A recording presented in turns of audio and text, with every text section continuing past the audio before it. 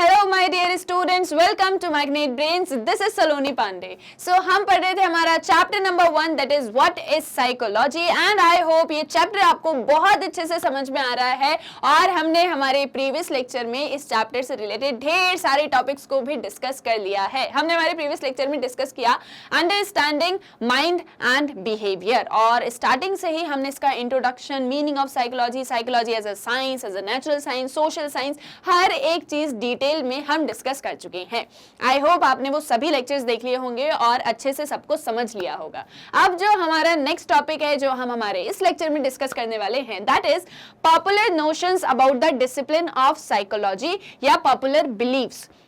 मतलब कि साइकोलॉजी को लेके कुछ बिलीव्स होते हैं, कुछ मान्यताएं होती हैं या कुछ नोशंस होते हैं जो इन जनरल हम समझते हैं। देखो, जब हमने पढ़ना स्टार्ट किया था, जब हमने साइकोलॉजी का एक छोटा सा ओवरव्यू, एक छोटा सा इंट्रोडक्शन देखा था, तो हमने ये देखा कि जनरली अगर हम स्टूडेंट से पूछें कि भाई आपने साइकोलॉजी क्यों लिया है, क्यों आप साइकोलॉजी पढ़ना चाहते हो, सो जो रिस्पॉन्सेज आते हैं वो कुछ इस तरह से आते हैं कि हम जानना चाहते हैं कि लोग क्या सोच रहे हैं, लोग क्या मतलब थिंकिंग क्या चल रही है उनके में, क्या वो सोच रहे हैं। कोई पर्सन किसी तरह से बिहेव करता है तो वो ऐसे बिहेव क्यों करता है, कोई पर्सन बहुत ही ज्यादा इमोशनल है तो वो इतना ज्यादा इमोशनल क्यों है। कुछ इस तरह के रिस्पॉन्सेज जो है हमारे पास में आते हैं कि हम इसलिए साइकोलॉजी पढ़ना चाहते हैं, इसलिए हमको जो है साइकोलॉजी बड़ा इंटरेस्टिंग सब्जेक्ट लगता है। बट एग्जैक्टली साइकोलॉजी को लेके और क्या क्या नोशंस है, कैसे साइकोलॉजी को समझा जाता है, but exactly what is psychology, यानी कि फैक्ट और बिलीव्स, इन दोनों के बीच में क्या एक डिस्टिंक्शन है, या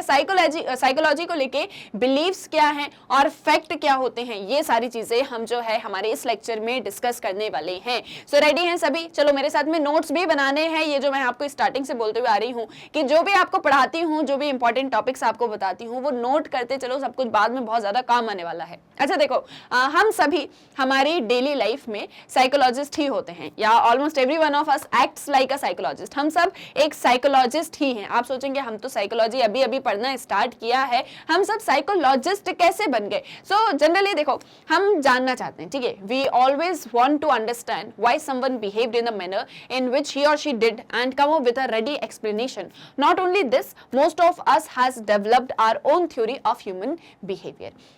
हम सभी समझना चाहते हैं कि कोई पर्सन किसी तरह से अगर एक्ट कर रहा है, बिहेव कर रहा है, तो क्यों करता है। वाई अ पर्सन एक्ट और behave in a way that they do. कोई भी पर्सन है, जैसे फॉर एग्जांपल कोई पर्सन बहुत ही गुस्सेल, बहुत ही लड़ाई करने वाला और बहुत ही हर छोटी छोटी बात पे बहुत ही नेगेटिव रिस्पॉन्सेज देता है, बहुत जल्दी जो है मतलब गुस्सा हो जाता है, और बाद में जब उससे पूछो कि भाई तूने ऐसा क्यों किया था, तो उसके पास में अच्छा खासा एक्सप्लेनेशन भी होता है कि मैंने ऐसा इसलिए किया क्योंकि तुमने ऐसा किया था, या मेरे साथ में ऐसा हुआ था। हर एक चीज को लेके हम उन चीजों को कभी कभी समझना चाहते हैं कि यार ऐसा क्यों है, हम तो इतने अच्छे से बात करते हैं, वो पर्सन इतना ज्यादा गुस्सा क्यों जाता है, और भी ऐसी ढेर सारी एक्सप्लेनेशन। और यहाँ तक कि बहुत मतलब हमें से बहुत सारे ऐसे लोग हैं जिन्होंने ह्यूमन बिहेवियर को लेके अपनी थ्योरीज भी बना के रखी हैं कि ह्यूमन जो है वो कुछ इस तरह से बिहेव करेंगे, ह्यूमन जो है वो ऐसे ही बिहेव करते हैं, या ऐसी वाली कंडीशन में, ऐसी वाली सिचुएशन में ह्यूमंस कुछ इस तरह से बिहेव करने वाले। जैसे फॉर एग्जाम्पल आप ही लोगों से एग्जांपल्स रिलेट कर दें कि जब एग्जाम आएंगे तो कुछ स्टूडेंट्स होते हैं जो 2 रात पहले ही पढ़ते हैं, उससे पहले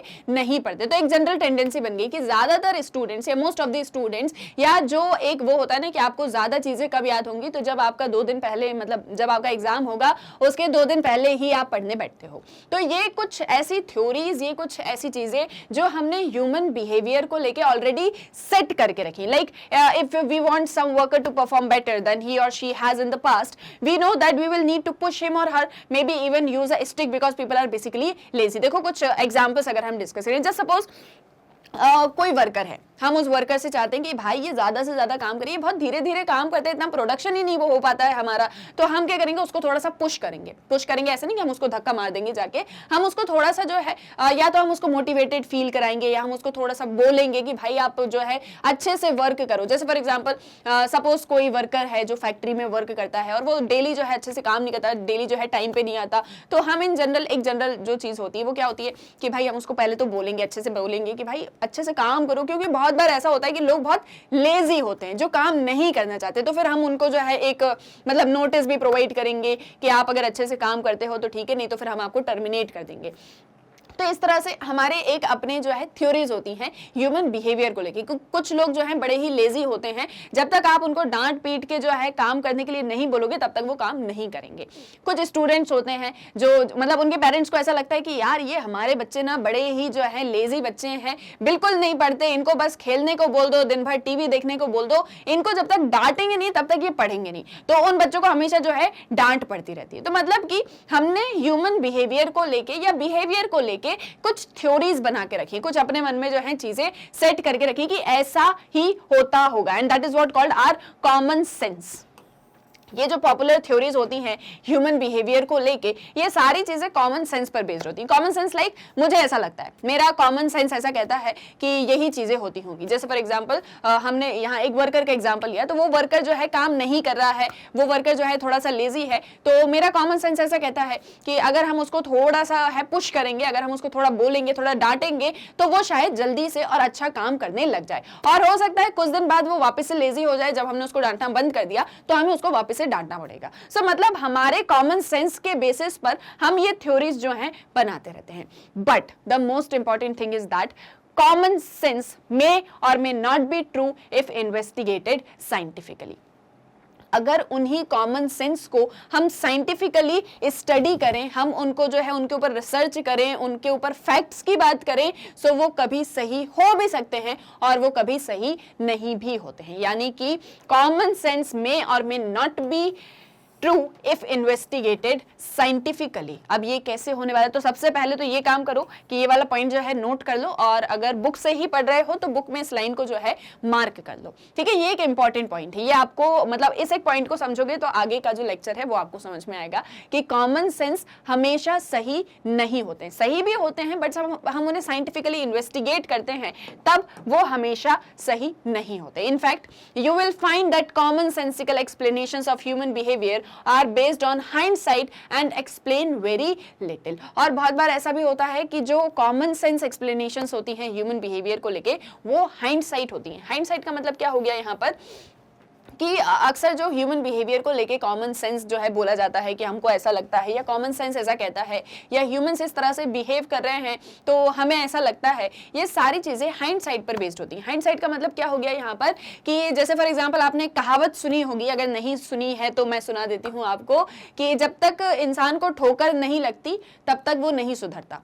मतलब जब तक आपको कोई चीज आप खुद से एक्सपीरियंस नहीं करोगे तब तक आपको समझ में नहीं आएगी। जैसे फॉर एग्जाम्पल जस्ट सपोज आप किसी को बहुत ज्यादा पसंद करते हो, आप उस पर्सन की बहुत वैल्यू करते हो, पर वो इंसान हमेशा आपको जो है निगलेक्ट करता है, हमेशा आपको इग्नोर करता रहता है।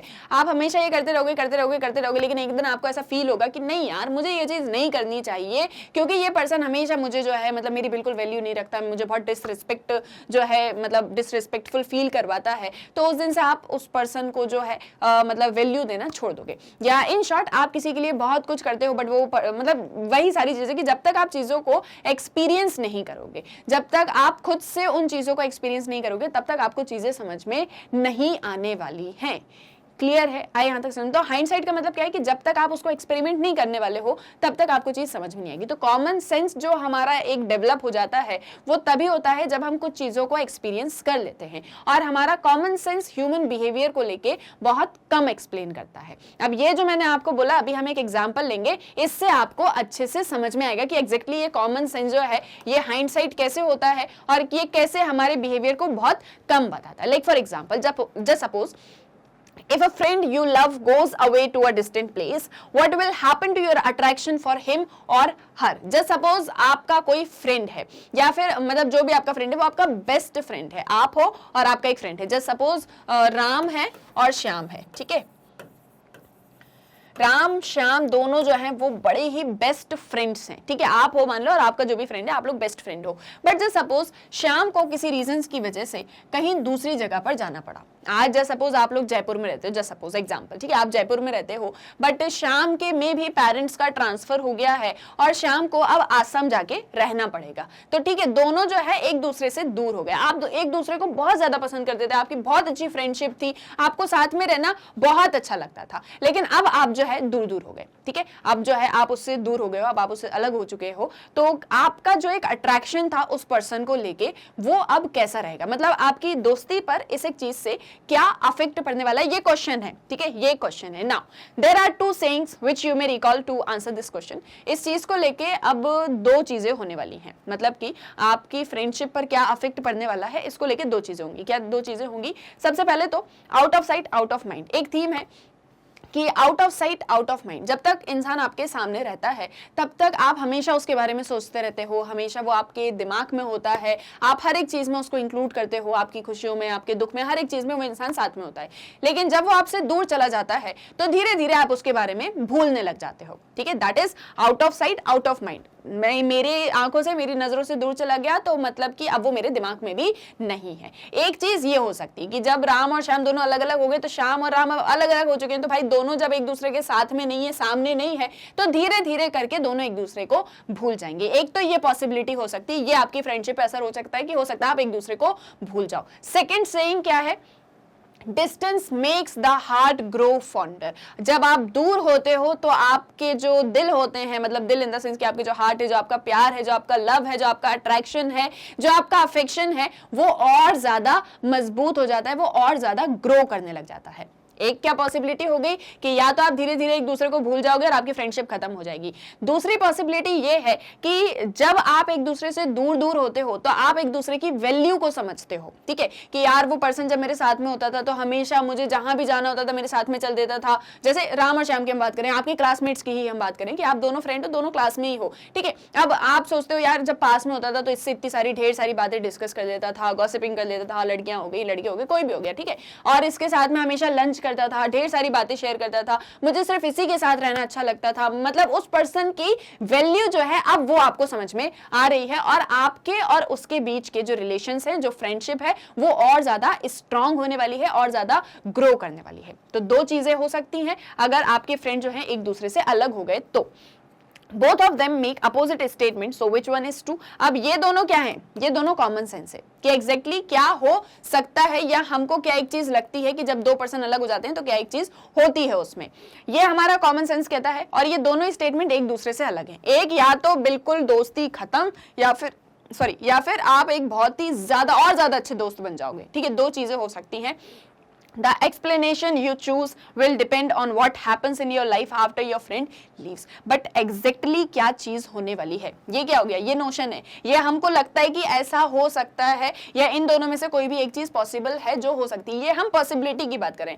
बट एग्जैक्टली क्या चीज होने वाली है जब आपका फ्रेंड आपसे दूर हो जाता है, ये डिसाइड करेगा कि आपका बिहेवियर कैसा होने वाला है उस पर्सन के जाने के बाद में। Suppose you are able to find a new friend, the saying out of sight out of mind will be used by you or others to explain your behavior. जैसे सपोज जब श्याम आपसे दूर चला गया या राम आपसे दूर हो गया तो जहां भी आप गए हो वहां पर आपको नया फ्रेंड मिल गया, वो बिल्कुल श्याम की ही तरह है या राम की ही तरह है, और या फिर मतलब आपका जो फ्रेंड दूर गया है बिल्कुल उसी की तरह है और इवन उससे और ज्यादा अच्छा है, और ज्यादा आपको उसके साथ में रहना अच्छा लगता है, आपको एक न्यू फ्रेंड मिल गया है।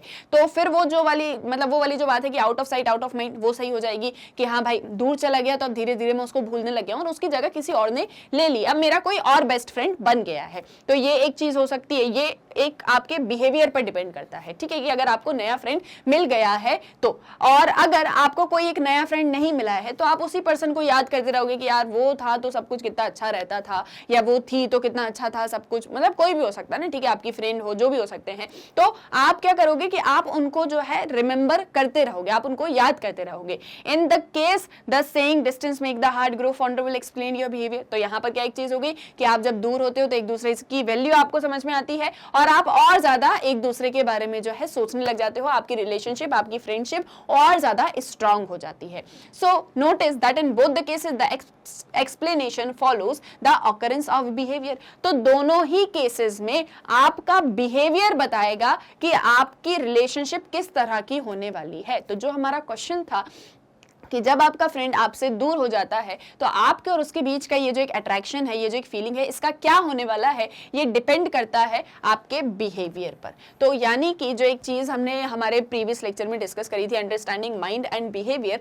तो आपका अपना जो भी बिहेवियर होगा वो इन सारी चीज़ों को जो है फॉर्म करने वाला है। And common sense is based on hindsight, और यहाँ पर जो कॉमन सेंस है वो अगेन हमें ये बताता है कि कॉमन सेंस हाइंडसाइट पर बेस्ड है। आप किस तरह से बिहेव करने वाले हो या आपके साथ में जो भी एक्सपीरियंसेस रहे हैं उनके बेसिस पर हम कॉमन सेंस बना सकते हैं कि हाँ ये चीजें कही जाती हैं, ये चीजें होती हैं, बट एग्जैक्टली क्या होने वाला है ये आपका बिहेवियर बताएगा। So generally psychology as a science looks for patterns of behaviour which can be predicted and not explained after the behaviour occurs. तो मतलब साइकोलॉजी एक ऐसी साइंस है जहां पर हम बिहेवियरल पैटर्न्स को स्टडी करते हैं, हम उन्हें प्रिडिक्ट करते हैं। जब कोई चीज हो चुकी है उसके बाद में हम उसको एक्सप्लेन नहीं करते, बल्कि हम चीजों को प्रिडिक्ट करते हैं, बिहेवियर को स्टडी करते हैं। सो जो एक नोशन है कि कॉमन सेंस और साइकोलॉजी रिलेटेड है, तो सबसे पहले तो ये एक नोशन गलत है। तो मतलब जो हम बात कर रहे थे कि एक नोशन क्या है और फैक्ट क्या है, या बिलीफ और फैक्ट क्या है, तो बिलीफ ऐसा है कि हम जो हैं ह्यूमंस जो हैं हम सभी एक साइकोलॉजिस्ट की तरह डेली सभी को ऑब्जर्व करते हैं और अपने अपने जो है मतलब हमारे अपने कॉमन सेंस एक्सप्लेनेशंस होते हैं जिसके थ्रू हम लोगों को जज करते हैं या हम उन्हें ऑब्जर्व करते हैं। बट इन साइकोलॉजी हम क्या करते हैं कि जो भी आपका बिहेवियर हो रहा है हम उसके थ्रू प्रिडिक्ट करेंगे कि एग्जैक्टली चीज़ें कैसे हो रही हैं। साइकोलॉजी में क्या है, study of mind, mental processes, human experiences, human behaviour. तो यहाँ पर आप चीज़ों को कॉमन सेंस के बेसिस पर एक्सप्लेन नहीं करोगे, बल्कि एग्जैक्टली रियलिटी क्या है, एग्जैक्टली फैक्ट क्या है, उस एक चीज पर एक्सप्लेन करने वाले। तो ये आपका सबसे फर्स्ट पॉइंट हो गया। अब नेक्स्ट है scientific knowledge generated by psychology often runs against common sense. One such example is a study perform by Dweck in 1975। तो जो साइंटिफिक नॉलेज है जो साइकोलॉजी के थ्रू किया जाता है, मतलब साइकोलॉजी में हम क्या करते हैं, साइंटिफिकली चीजों को स्टडी करते हैं, और जब हम उन्हें साइंटिफिकली स्टडी करते हैं तो हमारा साइंटिफिक नॉलेज डेवलप होता है। और ये एक चीज कॉमन सेंस के बिल्कुल अगेंस्ट में है। हम कॉमन सेंस को यहाँ पर नहीं मानते कि कॉमन सेंस क्या कहता है। कॉमन सेंस तो किसी का कुछ भी कह सकता है, बट एग्जैक्टली चीजें क्या है वो हमको कब समझ में आएगी, जब हम बिहेवियर को स्टडी करेंगे, जब हम एक्सपीरियंसेस को स्टडी करेंगे, जब हम मेंटल प्रोसेसेस को स्टडी करने वाले हैं।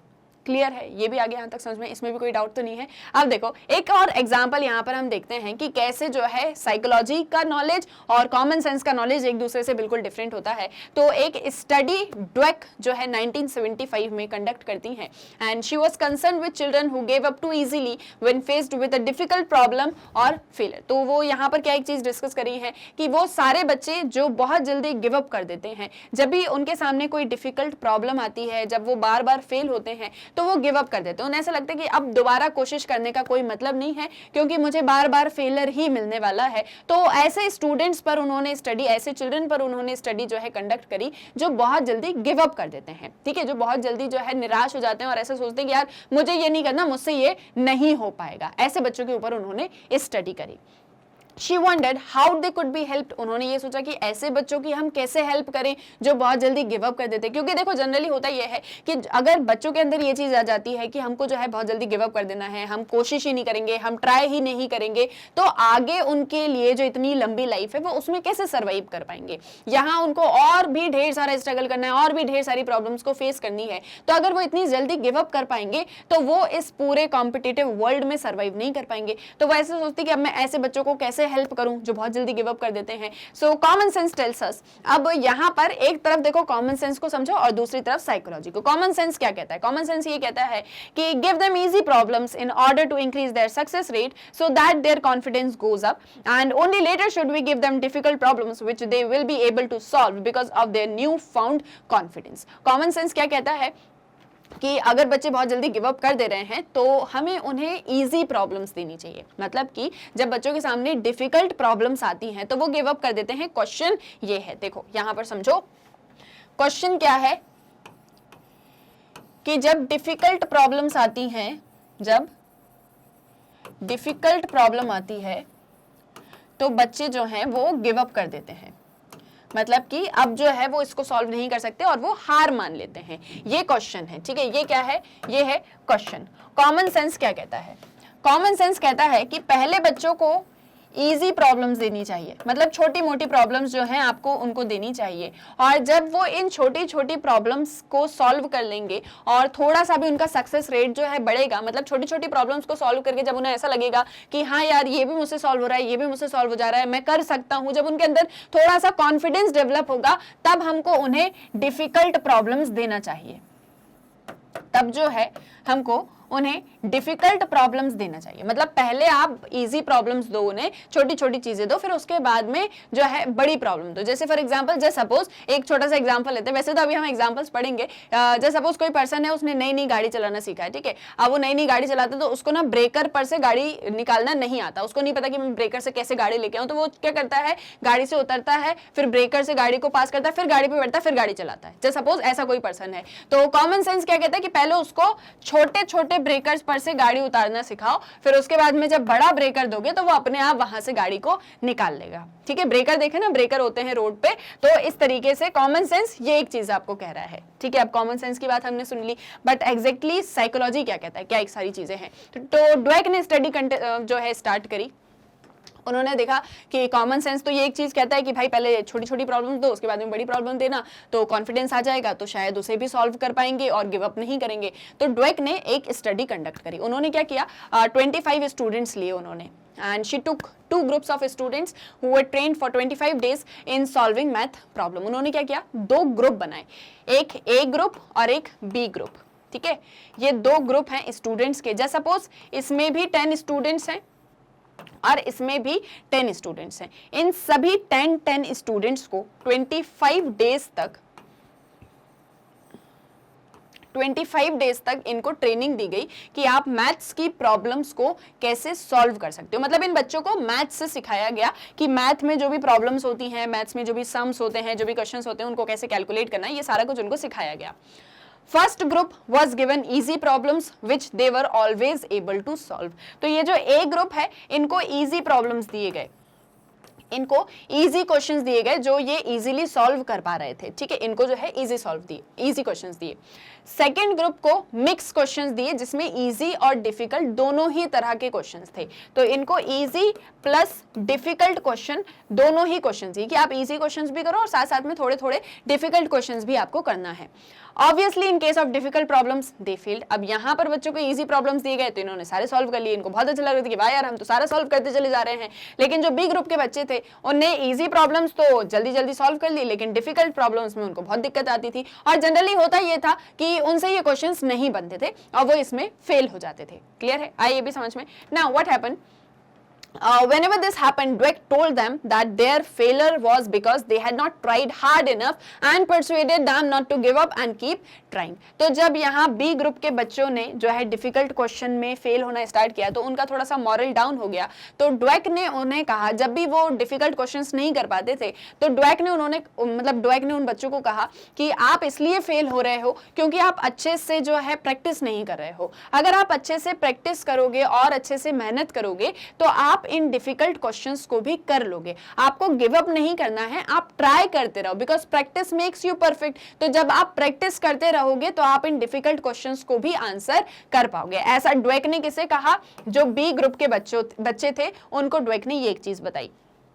After the training period was over, a new set of math problems were given to 2 groups। अब जब ये पूरी 25 डेज की ट्रेनिंग होगी कि इन्हें सिर्फ इजी क्वेश्चंस दिए गए जिसे इन्होंने सॉल्व कर लिया, इन्हें इजी और डिफिकल्ट क्वेश्चंस दिए गए। डिफिकल्ट में जब ये फेल होते थे तो ड्वेक बोलती थी आप ट्राई करते रहो, आप एक दिन जो है अच्छे से सारी चीजों को सॉल्व कर लोगे, बस आपको गिव अप नहीं करना है। अब ये 25 डेज तक इन सबकी ट्रेनिंग चली और जब ट्रेनिंग खत्म हुई तो फिर इन्हें नए क्वेश्चंस दिए गए, ठीक है। ये 25 डेज की ट्रेनिंग खत्म हो गई और अब ये 2 ग्रुप्स हैं, ठीक है। अब ये 2 ग्रुप्स हैं, अब इनको अलग अलग क्वेश्चंस दिए गए, ठीक है। अब वापस से इनको जो है मैथ्स के और भी क्वेश्चंस दिए गए। So what Dweck found goes against common belief. अब जब इन्हें ट्रेनिंग के बाद में जब इनके सामने जो है मतलब वो बोलते हैं ना कि बिल्कुल जब इनका कंपटीशन करवाया गया तो ड्वेक ने जो चीज देखी, जो चीज ऑब्जर्व करी वो कॉमन सेंस से बिल्कुल डिफरेंट था। जो कॉमन सेंस ने कहा था कि आप पहले ईजी दो फिर उसके बाद में डिफिकल्ट प्रॉब्लम्स देना, तो वो जो है उन सारी चीजों को क्लियर कर लेंगे और जो है अगर आप उन्हें डिफिकल्ट ही प्रॉब्लम्स देते रहोगे तो वो फेल हो जाएंगे, मतलब वो गिव अप कर देंगे।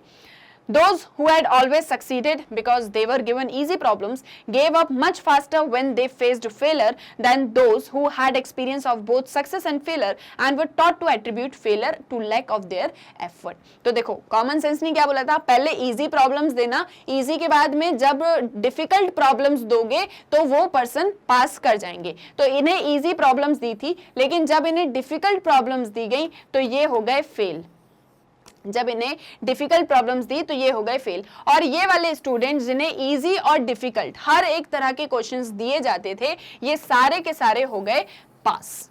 तो जो कॉमन सेंस ने कहा था कि पहले इजी देना फिर डिफिकल्ट दोगे तो वो पास कर लेंगे, तो वो हो गए फेल. और जिन्हें दोनों तरह की चीजें दी गई और जिन्हें सिखाया गया कि जब तक आप जो है प्रैक्टिस करते रहोगे तब तक आप, मतलब जब तक आप प्रैक्टिस नहीं करोगे तब तक आप पास नहीं होगे, तो आपको एफर्ट्स दिखाने हैं. तो उन्होंने अपने एफर्ट्स दिखाए और अल्टीमेटली वो जो है पास हो गए. तो ये जो एक पूरी रिसर्च, ये जो एक पूरी स्टडी कंडक्ट की गई, इसमें एक और बार हमने ये एक चीज देखी कि साइकोलॉजी और कॉमन सेंस एक दूसरे से बिल्कुल डिफरेंट है. हमने साइकोलॉजी की तरह ट्रीट किया कि नहीं, जो बी ग्रुप के स्टूडेंट्स थे, कि हमने उन्हें सिखाया कि आप जो है बार बार गिव अप नहीं कर सकते हो, आपको उस चीज को प्रैक्टिस करना है. आप जब तक एफर्ट नहीं दिखाओगे आपका तब तक जो है, मतलब जो आपका वो बोलते हैं ना कि आप जिस तरह से भी परफॉर्म करो आपका परफॉर्मेंस जो है वो अच्छा नहीं होगा. तो उन बच्चों ने अच्छे से परफॉर्म किया. There are many other common sense notions which you may not find to be true. इसके अलावा और भी ऐसे ढेर सारे common sense notions होते हैं जो कि सही नहीं होते हैं, जो कि true नहीं होते हैं. अब जैसे not too long ago it was believed in some cultures that men are more intelligent than women और women cause more accidents than men. अब जैसे ज़्यादा दूर ना जाए, कुछ साल पहले ही जो है या कुछ डिकेड्स पहले ही ऐसा बिलीव किया जाता था कि men और women में अगर हम कॉम्पिटिटिवनेस देखें तो men जो है वो ज़्यादा इंटेलिजेंट होते हैं, या women जो होती हैं वो हर एक चीज़ के लिए, मतलब men को लेके जितने भी एक्सीडेंट्स होते हैं या जो भी सारी चीज़ें होती हैं, हर एक चीज़ का कारण सिर्फ women ही होती हैं. women को जो है थोड़ा सा कम फील किया, मतलब कम जो है आका जाता था, ये हम बोल सकते हैं. But empirical studies have shown that both of these are untrue. लेकिन एम्पायरिकल स्टडीज क्या बताती हैं कि ये सारी चीजें गलत हैं, क्योंकि ये सब क्या है, ये कॉमन सेंस एक्सप्लेनेशंस हैं जो माना जाता है, जो ऐसा देखा जाता है कि यार जो मतलब वुमेन होती हैं उन्हीं की वजह से सारी प्रॉब्लम्स होती हैं, या जो मेन होते हैं उनके सारे दुख का कारण जो है वुमेन होती है, या जो वुमेन होती है उन्हें मैन को अच्छे से नहीं जीने देना चाहती हैं. मतलब ऐसे बहुत सारी चीज़ें ना, आपने इन जनरल भी सुना ही होगा कि अगर वुमेन है तो ज़्यादा कॉम्पिटेटिव नहीं है. जनरली पता है स्ट्रीम्स को लेकर भी ये चीज़ें होती हैं. जब आप क्लास 11th में स्ट्रीम चूज करते हो तो ऐसा बोला जाता है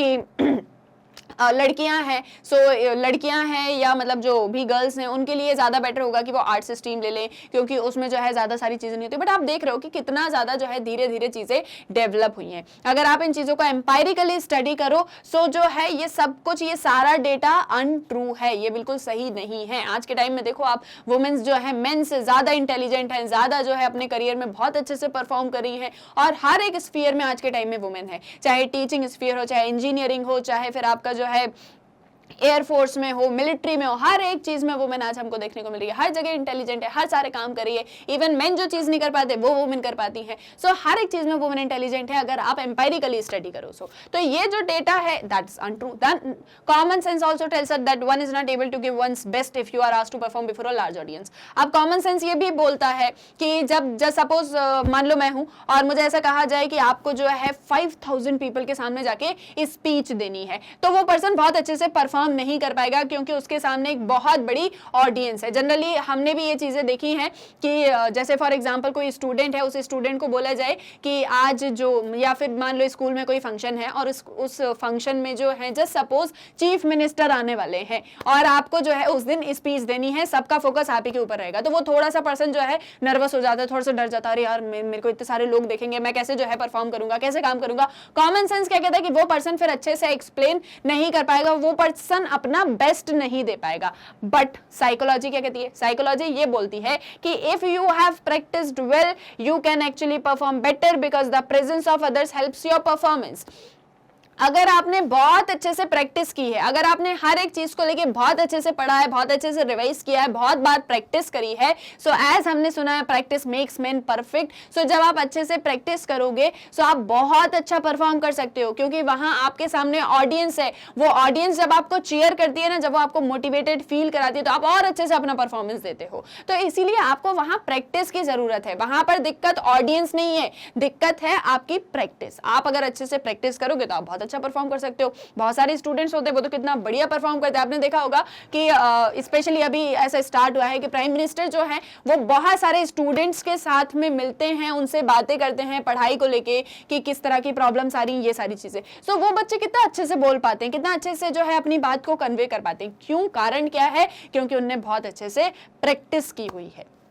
सो इसीलिए ये जो कॉमन सेंस होता है ये आपके साइकोलॉजी से बहुत ज़्यादा डिफरेंट होता है। जो पॉपुलर नोशंस हैं चीज़ों को लेके कि ऐसा होता है, ये सारी चीज़ें होती हैं, वो अलग है। एग्जैक्टली फैक्ट्स क्या है उस पर हमें बात करना चाहिए। हमने क्या चीज़ें एक्सपीरियंस की हैं, क्या एग्जैक्टली रियलिटी जो है उस पर बात करनी चाहिए, फैक्ट्स पर बात करनी चाहिए, ना कि बिलीव्स, ना कि कॉमन सेंस पर। ऐसा नहीं है कि कॉमन सेंस आपके कोई काम का नहीं होता, कॉमन सेंस भी काम का होता है। बट अगर आप सोचो कि हम साइकोलॉजी में या डिफरेंट डिफरेंट डिसिप्लिन में अपना कॉमन सेंस लगाएं और फैक्ट्स को बिल्कुल जो है अंडर एस्टिमेट कर दें, so that will not be correct.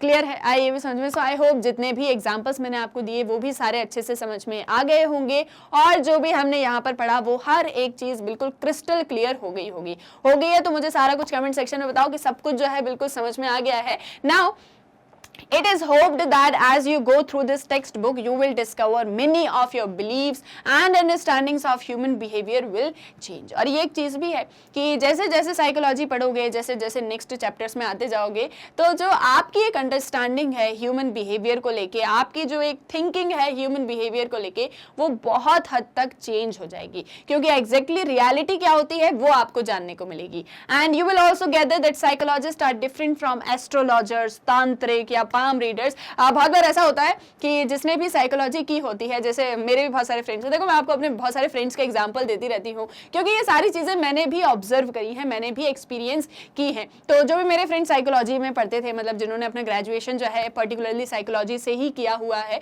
तो क्या होता था कि फर्स्ट सेकंड ईयर में तो इतना कुछ नहीं होता था, लेकिन जब उनके फ्रेंड्स को या किसी को पता चलता था कि अच्छा आपने साइकोलॉजी की हुई है, तो उनसे क्या बोलते थे, हाँ तो मेरे बारे में बताओ ना, मुझे ऐसा फील होता है, मैं ना बहुत ही इमोशनल फील करता हूँ, मैं ना बहुत हैप्पी फील करता हूँ, मैं ना बहुत ही सैड फील करता हूँ, मुझे बताओ ना मैं ऐसा क्यों फील करता हूँ। सो इस तरह के जनरली नोशन जो है आते हैं। बट जो साइकोलॉजिस्ट होते हैं वो कोई तांत्रिक या कोई बाबा या कोई आपके हाथ पढ़ के आपकी रेखाएं बताने वाले नहीं होते हैं, but exactly the psychologist systematically examine propositions based on data to develop principles about human behavior and psychological phenomena।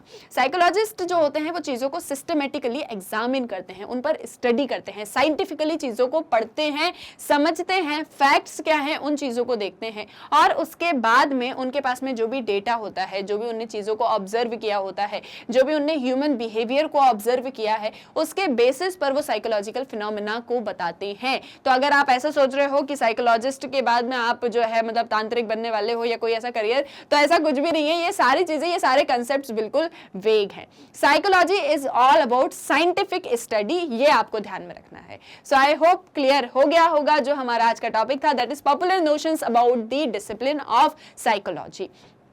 अब कोई भी डाउट है, कोई भी आपका अपना जो है एक मतलब सजेशन है या आपका कोई एग्जांपल है रिलेटेड टू चैप्टर, कोई भी एक्सपीरियंस जो आप हमारे साथ शेयर करना चाहते हो, तो सब कुछ मुझे बताओ कमेंट सेक्शन में, हम वहां भी मिलने वाले हैं। क्लियर है? आप मिलेंगे नेक्स्ट वीडियो लेक्चर में। जाते जाते बस एक चीज और सुन लो कि मैग्नेट ब्रेन्स की वेबसाइट को कैसे एक्सेस करना है। तो सभी लेक्चर्स आपको यूट्यूब पर तो मिल ही जाते हैं, साथ ही साथ में आपको मैग्नेट ब्रेन्स का जो ऐप है प्ले स्टोर पर, उसमें भी सारे लेक्चर्स मिल जाएंगे। आप सब कुछ चाहिए बिल्कुल सीक्वेंस वाइज कि मैडम सब कुछ एक ही जगह मिल जाए, बुक्स वाइज मिल जाए, क्लास वाइज मिल जाए, चैप्टर वाइज मिल जाए, बिल्कुल ढूंढना ना पड़े, बिल्कुल कोई दिक्कत ना हो। तो बहुत ही सिंपल सा प्रोसेस है, जस्ट गूगल पे जाओ, एंटर करो www.magnetbrains.com। जैसे ये एंटर करोगे ये आपके सामने एजुकेशन प्लेटफॉर्म ओपन होगा, स्क्रॉल करोगे देखोगे यहाँ पर सभी क्लासेस के, सभी कोर्सेज के वीडियो लेक्चर्स अवेलेबल है। जैसे इंग्लिश मीडियम है, हिंदी मीडियम है, स्पोकन इंग्लिश है, एनटीएससी है, ओलंपियाड है, आपको जो भी पढ़ना है जस्ट उस पे क्लास कोर्स पे क्लिक किया, उससे रिलेटेड ये आ गए सारे सब्जेक्ट की वीडियोस। स्क्रॉल करोगे और भी वीडियोस देखने को मिलेंगे, सभी के नीचे वॉच नाउ का बटन है। आपको जो भी सब्जेक्ट स्टडी करना है वॉच नाउ पे क्लिक किया, उससे रिलेटेड चैप्टर वाइज वीडियोज आएंगे, उस पर क्लिक करोगे, उससे रिलेटेड सब टॉपिक्स आ जाएंगे, सभी के आगे वॉच नाउ का बटन है। अब आपको जो भी टॉपिक स्टडी करना है जस्ट वॉच नाउ पे क्लिक किया और ये वीडियो ओपन। अब यहाँ से नेक्स्ट वीडियो देखना है, नेक्स्ट वीडियो पर क्लिक करो, ये नहीं देखना है कुछ और देखना है, यहाँ से कैंसिल कर दो। बहुत ही इजीली मैग्नेट ब्रेन्स की वेबसाइट को एक्सेस कर सकते हो। और साथ ही साथ में मैग्नेट ब्रेन्स का हिंदी मीडियम चैनल भी है, that is Magnet Brains Hindi. So जो भी आपके फ्रेंड्स रिलेटिव्स हिंदी मीडियम में पढ़ते हैं उन्हें भी इसके बारे में बता दो, ताकि सभी को मिले 100% free online education with quality content and best of the teachers, और बिना किसी पेड सब्सक्रिप्शन के। सो अब हम मिलेंगे हमारे नेक्स्ट वीडियो लेक्चर में। आई होप सारी चीजें क्लियर हो गई हो, तो फटाफट वीडियो को लाइक कर दो, शेयर कर दो और चैनल को सब्सक्राइब करना मत भूलना। Thank you very much.